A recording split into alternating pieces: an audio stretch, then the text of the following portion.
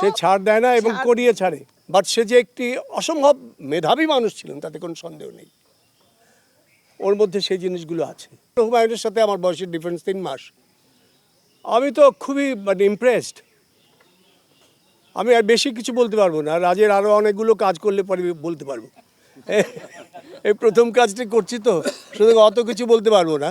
তবে আমার ওকে মনে হয়েছে যে ও একটু ছাড় দেয় না। কথায় আছে ডিরেক্টরস আর দ্য ডিক্টেটর, এবং সত্যি একদম সে একদম শেষ পর্যন্ত সে ছাড় দেয় না এবং করিয়ে ছাড়ে। হ্যাঁ, কোনো অসুবিধা নাই।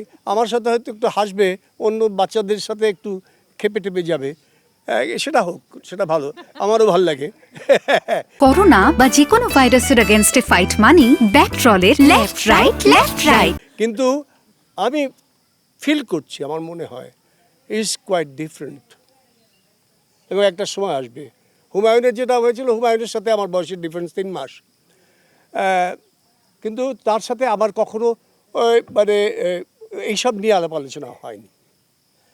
বাট সে যে একটি অসম্ভব মেধাবী মানুষ ছিলেন তাতে কোনো সন্দেহ নেই। ওর মধ্যে সেই জিনিসগুলো আছে, এবং ঠিক সময় মতো এই ফ্যামিলি নাটকটি সে অন এয়ার করছে। আমি বিশ্বাস করি, আমরা সবাই বিশ্বাস করি, একটা সুন্দর কাজ হবে এবং আপনারা আরও মজা পাবেন।